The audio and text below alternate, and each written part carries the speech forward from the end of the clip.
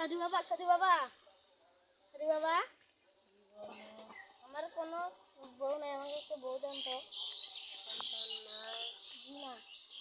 না, এগুলা ধরো না। ওকে।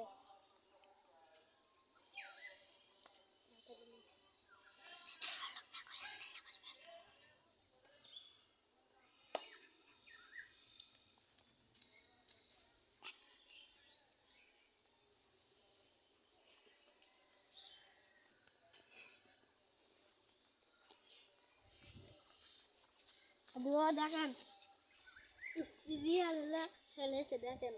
5 বছর পরে হইলো।